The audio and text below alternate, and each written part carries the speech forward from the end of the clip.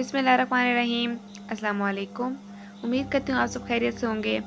आज जो हम अपना नेक्स्ट चैप्टर स्टार्ट करने लगे हैं उसका नाम है फ़िज़िक्स ऑफ सॉलिड। इसमें हम देखेंगे सॉलिड की मुख्तलिफ करैक्टरिस्टिक्स के बारे में, यानी हमने बेसिकली फ़िज़िक्स देखनी है सॉलिड्स की।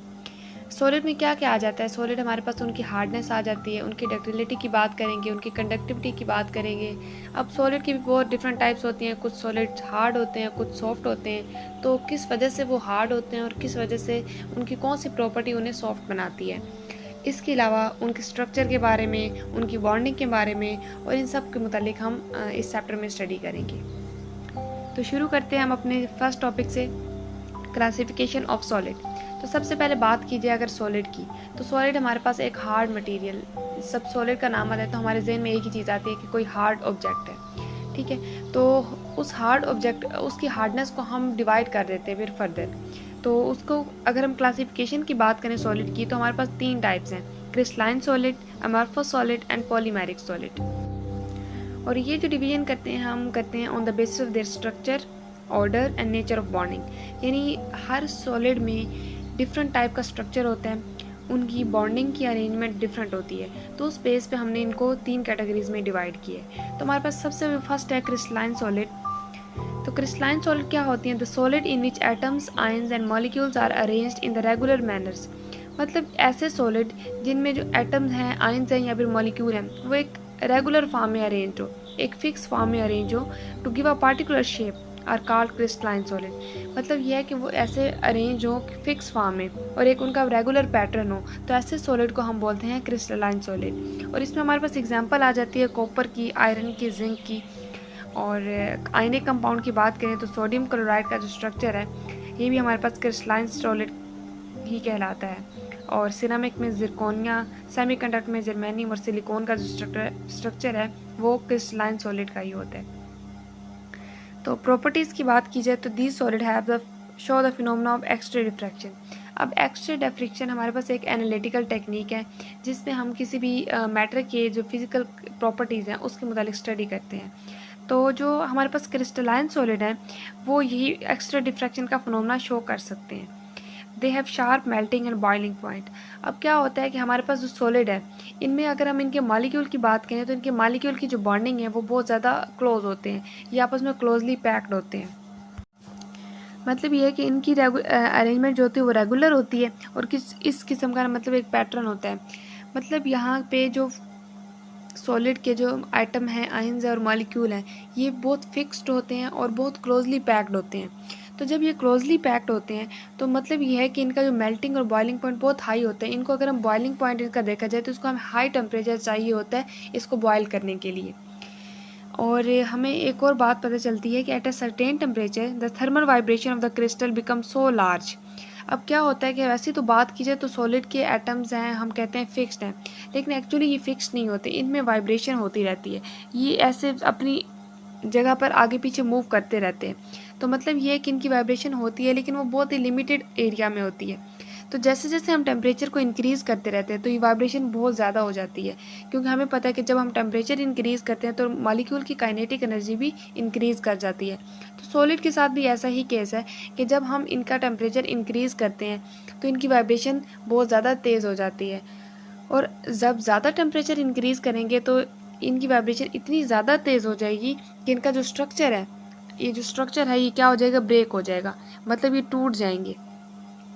और उस केस में हमारे पास जो सॉलिड है वो मेल्ट हो जाते हैं। तो जो मेल्टिंग पॉइंट बहुत हाई होता है इनका, लेकिन क्या होता है कि जब हम ज़्यादा टेम्परेचर देते हैं तो वाइब्रेशन की वजह से इनका जो बॉन्ड है, स्ट्रक्चर है, वो क्या हो जाता है, डिफॉर्म हो जाता है, ब्रेक डाउन हो जाता है, जिसकी वजह से हमें जो सॉलिड है उसका हम मेल्टिंग पॉइंट अचीव कर पाते हैं। तो ये हमारे पास क्रिस्टलाइन सॉलिड था। नेक्स्ट हमारे पास आ जाता है इमोर्फस या फिर ग्लासी सॉलिड। अब इमोर्फस का मतलब होता है शेपलेस। तो मतलब नाम से ही शो हो रहा है कि ये ऐसे सॉलिड हैं जिनकी कोई खास शेप नहीं है। तो the solid in which there is no regular arrangement of molecule like that in crystalline solid. अब ये देखा जाए तो क्रिस्टलाइन सॉलिड में हमने पढ़ा था वहाँ पे रेगुलर पैटर्न्स होते हैं, रेगुलर अरेंजमेंट होती है मॉलिक्यूल की, लेकिन यहाँ पे ऐसा कुछ नहीं होता। There is no regular arrangement of molecule, molecules irregularly arranged हुए होते हैं, कोई रेगुलर पैटर्न नहीं होता। तो ऐसे सॉलिड को हम एमोर्फस सॉलिड कहते हैं और ये क्रिस्टलाइन सॉलिड्स के बिल्कुल ऑपोजिट होते हैं। और एग्जांपल में देखा जाए तो हम ऑर्डिनरी ग्लास जो है वो कुछ इस किस्म की प्रॉपर्टीज़ शो कर रहा होता है। उसमें कोई रेगुलर अरेंजमेंट नहीं होती मॉलिक्यूल की, होते सॉलिड ही हैं लेकिन अरेंजमेंट नहीं होती है। तो ऐसे जो ऑर्डिनरी ग्लास है वो हमारे पास एग्जाम्पल होती है ग्लासी सॉलिड की, यानी अमॉर्फस सॉलिड की। प्रॉपर्टीज़ की बात की जाए तो they do not show the phenomena of X ray diffraction, ये एक्स रे डिफ्रैक्शन का फिनोमेना शो नहीं करते हैं, और इनका मेल्टिंग और बॉइलिंग पॉइंट इतना शार्प नहीं होता एज़ कम्पेयर टू क्रिस्टलाइन बात की जाए तो। क्योंकि क्रिस्टलाइन में क्या होता है, हमारे पास हमने देखा कि मॉलिक्यूल्स बहुत क्लोजली पैक्ड होते हैं, तो उनका जो मेल्टिंग और बॉइलिंग पॉइंट वो काफ़ी ज़्यादा होगा, काफ़ी शार्प होगा। लेकिन यहाँ पे केस ऑपोजिट है, यहाँ पे मॉलिक्यूल्स इतने रेगुलरली अरेंज नहीं हैं, तो इसलिए यह इनका जो इतना मेल्टिंग और बॉइलिंग पॉइंट है वो इतना शार्प नहीं होता। For example, a glass pass through a paste-like state on heating and become very viscous liquid at almost 800 degree centigrade. अगर हम बात करें एग्जाम्पल लें एक गिलास की, क्योंकि हमने देखा कि हमारे पास गिलास की एग्जाम्पल है, तो गिलास की अगर बात की जाए तो एक टेम्परेचर, अब यहाँ पे देखा जाए तो इसमें मॉलिक्यूल जो है ना वो इरेगुलरली अरेंज होते हैं। अब फॉर एग्जांपल यानी मॉलिक्यूल का आपस में जो डिस्टेंस है वो फिक्स नहीं होता, मतलब अब ये मॉलिक्यूल है इसका डिस्टेंस ज़्यादा है लेकिन इसके साथ जो है ये इसका डिस्टेंस कम है, तो इसका डिस्टेंस ज़्यादा है लेकिन इसके साथ जो है ये हमारे पास डिस्टेंस कम है। मतलब कुछ मॉलिक्यूल का डिस्टेंस बहुत ज़्यादा होगा, कुछ का कम होगा, कहीं कुछ का बहुत ज़्यादा होगा। तो इस वजह से हमारे पास इसका कोई डेफिनेट मेल्टिंग या बॉइलिंग पॉइंट नहीं होता। तो एक अगर ख़ास टेम्परेचर पे कुछ मॉलिक्यूल जिनका डिस्टेंस कम जिनका डिस्टेंस ज़्यादा है वो तो क्या होगा, उनमें फोर्सेस वीक होंगी, वो तो जल्दी मेल्ट हो जाएंगी। लेकिन वो मॉलिक्यूल जिनका डिस्टेंस बहुत क्लोज है, ठीक है, जैसे हमने बात की इसकी, ठीक है, इस पॉइंट की बात की, तो ये बहुत क्लोजली पैक्ड है, तो इनका डिस्टेंस ज़्यादा है, मतलब ये है कि इनको मेल्ट होने के लिए ज़्यादा टाइम चाहिए होगा, मतलब ज़्यादा टेम्परेचर चाहिए होगा। तो अब यहाँ पे एक टेम्परेचर जिस पे हमारे पास जो ऊपर वाले जो जिनका डिस्टेंस ज़्यादा है वो तो जल्दी मेल्ट हो जाएंगे, तो वो मेल्ट हो जाएंगे, लेकिन हमारे पास जो कुछ मॉलिक्यूल जो कि बहुत क्लोजली पैक्ड हैं वो रह जाएंगे, तो हमारे पास एक पेस्ट लाइक अपीयरेंस होगी। तो वो अब यहाँ पे वही बात बता रहे हैं कि हम एक ग्लास अगर हम लें तो जब उसको हीट करते हैं ना तो एक टेम्परेचर आता है, फॉर एग्जांपल इधर बात की गई 800 डिग्री सेंटीग्रेड की, तो ये इस टेम्परेचर पे क्या होगा, एक विस्कस सा लिक्विड बन जाएगा, मतलब कुछ की मेल्टिंग हो रही होगी, कुछ मेल्ट हो गए होंगे, तो वो एक विस्कस सा लिक्विड बन जाएगा, ठीक है, बिफोर कंप्लीट मेल्टिंग। मतलब अभी हम मेल्टिंग पॉइंट पे नहीं पहुंचे इसके, तो मेल्टिंग से पहले हमारे पास एक विस्कस सा लिक्विड बन जाता है इन सॉलिड का ना, तो ऐसे सॉलिड्स को हम बोलते हैं अमॉर्फस सॉलिड। नेक्स्ट हमारे पास थर्ड टाइप है पॉलीमेरिक सॉलिड। पॉलीमेरिक सॉलिड, अब पॉलीमेरिक क्या होता है, पॉलीमेरिक का मतलब है पॉलीमराइजेशन से ये लफ्ज़ निकला है। पॉलीमराइजेशन ऐसा फिनोमेना होता है जिसमें क्या होता है, बहुत से मोनोमर्स, ठीक है, हमारे पास छोटे छोटे मोनोमर्स हैं, ठीक है, मोनोमर्स हैं, वो क्या करेंगे आपस में, क्या होंगे, लिंक करेंगे एक चेन के ज़रिए, ठीक है, एक चेन बना देंगे। जब वो लिंक करते हैं, एक चेन बना देते हैं, तो उस प्रोसेस को हम बोलते हैं पॉलीमराइजेशन हो जाती है, ठीक है। जब छोटे छोटे मोनोमर्स मिलते हैं आपस में और एक चेन बना देते हैं, लंबी चेन बनाते हैं, तो उस प्रोसेस को हम पॉलीमराइजेशन कहते हैं। और पॉलीमेरिक सॉलिड भी ऐसे ही होते हैं। अगर हम इसके स्ट्रक्चर की बात करें तो ये इंटरमीडिएट होता है ऑर्डर और डिसऑर्डर फॉर्म में, मतलब ना ही ये क्रिस्टलाइन होता है ना ही ये अमॉर्फस होता है, ठीक है, मतलब इन दोनों के इंटरमीडिएट होता है, इन दोनों के दरमियान का एक स्ट्रक्चर बनता है इसका, और इसमें भी कोई ख़ास अरेंजमेंट नहीं होती है। तो they are formed by the polymerisation reaction in which simple molecule chemically combined to form long chain molecule. मतलब ये है कि ये पॉलीमराइजेशन के नतीजे में बनते हैं, जिसमें क्या होता है, छोटे छोटे मॉलिक्यूल जो सिंपल मॉलिक्यूल हैं वो मिल के एक लंबी चेन बना देते हैं। एग्जाम्पल की बात की जाए तो हमारे पास जो प्लास्टिक है, सिंथेटिक रबड़ है, पॉलीथीन है, नायलॉन है, तो ये हमारे पास एग्जाम्पल होती हैं पॉलीमेरिक सॉलिड की, क्योंकि इनमें क्या होता है, कुछ ना कुछ छोटे छोटे बेसिक यूनिट मिल रहे होते हैं और एक लंबी चेन बना रहे होते हैं। प्रॉपर्टीज़ की बात की जाए तो they have low specific gravity. Low specific gravity का मतलब ये है कि ये वेट में बहुत हल्के होते हैं, इनका वज़न बहुत कम होता है। वज़न के की अगर बात की जाए तो हमारे पास एग्जांपल पॉलीथीन बैग की ले लेते हैं। हमारे पास जो प्लास्टिक बैग्स होते हैं उनकी अगर वेट की बात की जाए तो वेट उनका बिल्कुल भी नहीं होता, तो लेकिन they exhibit good strength to weight ratio. अब इस लाइन का मतलब ये है कि उनका वेट तो बेशक कम होता है, लेकिन अगर उनकी स्ट्रेंथ की बात की जाए ना तो स्ट्रेंथ उनकी काफ़ी ज़्यादा होती है। फॉर एग्जांपल अगर हम शापर की बात करें तो हमारे पास शापर, हमारे पास जो क्या है, पॉलीथीन बैग है, ठीक है। अब वो क्या होता है, अगर उसका वेट किया जाए तो वो कुछ ग्राम होगा, 0.4 ग्राम, 0.2 ग्राम, इतने ग्राम का होगा।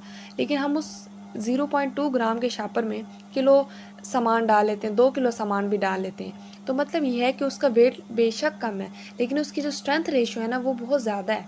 तो इस लाइन का यही मतलब है कि they exhibit good strength to weight ratio.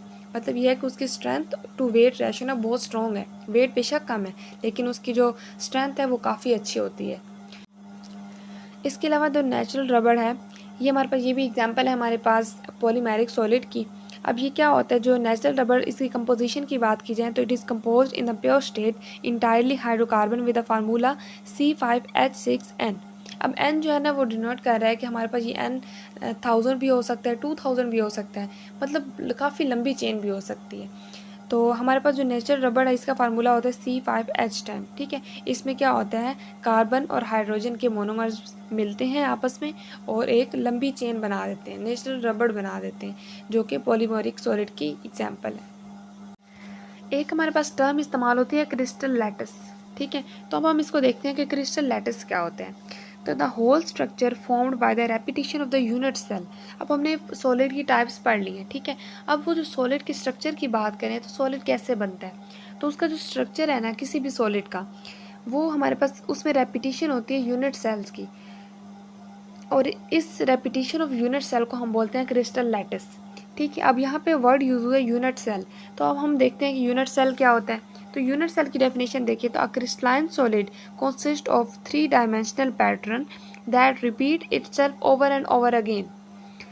Crystalline solid क्या होता है, एक हमारे पास एक 3 डायमेंशनल पैटर्न है, उस पर मुश्तमिल होता है, जो कि बार बार रिपीट हो रहा होता है। This smallest 3 dimensional basic structure is called unit cell. इस 3 डायमेंशनल बेसिक स्ट्रक्चर को हम बोलते हैं यूनिट सेल। इसको हम एग्जांपल से समझने की कोशिश करते हैं। अब हम बात करते हैं कि यूनिट सेल क्या होता है। ठीक है, तो हमारे पास, हम फर्ज करते हैं हमारे पास क्यूब है। ठीक है, तो अब ये क्या होगा, अब ये जो क्यूब, अब एक स्ट्रक्चर है जो कि क्यूब से बना हुआ है, क्यूब से मिलकर। तो अब ये क्या होगा, ये जो क्यूब्स हैं ये आपस में मिले हुए हैं। ठीक है, तो अगर हम इस एक क्यूब की बात करें, मतलब एक सिंगल क्यूब क्या होता है, सिंगल, अगर हम कॉन्सेप्ट की बात करें तो हम इस सिंगल क्यूब को बोलेंगे यूनिट सेल है। अब ये क्या है, ये हमारे पास जो एक क्यूब है ना, ये एक सिर्फ इसका फ्रंट साइड नज़र नहीं आता, ये हमारे पास एक 3 डायमेंशनल स्ट्रक्चर है। 3 डायमेंशनल स्ट्रक्चर हम बनाने चाहें तो हमारे पास हम कुछ इस तरह का स्ट्रक्चर होता है। मतलब ये है कि हमारे पास ये जो एक क्यूब है वो इस किस्म का है, तो एक क्यूब इस किस्म का है तो बाकी क्यूब भी इस तरह के होंगे। तो जब इस तरह के ज़्यादा से क्यूब आपस में मिलेंगे तो वो हमारे पास बनाएंगे क्रिस्टल लैटिस। और इस एक क्यूब को अलग इंडिविजुअल अगर बात की जाए तो इस अलग क्यूब को हम बोलते हैं यूनिट सेल। तो ये हमारे पास बेसिक कॉन्सेप्ट था यूनिट सेल का। अब यहाँ पे एग्जांपल दी हुई है, NaCl हैज़ क्यूबिक शेप। मतलब ये कि हमारे पास जो NaCl का जो स्ट्रक्चर की बात की जाए तो वो एक क्यूबिक शेप का होता है, क्योंकि क्या होता है उसमें क्यूबिक यूनिट सेल्स होते हैं। Cubic crystal have sides meet at right angle. मतलब क्यूबिक जो क्रिस्टल्स होते हैं उसके जो साइड्स हैं ना, उसमें जो एंगल होता है वो राइट एंगल होता है। राइट एंगल मतलब 90 का एंगल होता है। अब other crystal have corners in which one or more of the angles are not right angle.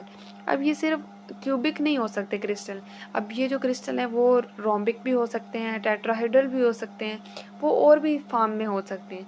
तो हम यहाँ पे जस्ट NaCl की बात करें तो NaCl में क्यूबिक होते हैं। तो अगर किसी और स्ट्रक्चर की बात करें तो मे बी उसमें टेट्राहेड्रल हो या रोम्बिक फॉर्म में हो, तो वो किसी और फॉर्म में क्रिस्टल भी मौजूद हो सकते हैं। तो अगर वो किसी और फॉर्म में होंगे तो ज़रूरी नहीं है कि उनका एंगल जो है वो राइट एंगल ही हो, 90 का एंगल ही बने, वो एंगल चेंज भी हो सकते हैं। तो यहाँ पे बस यही कॉन्सेप्ट था क्रिस्टल लैटिस का और यूनिट सेल का।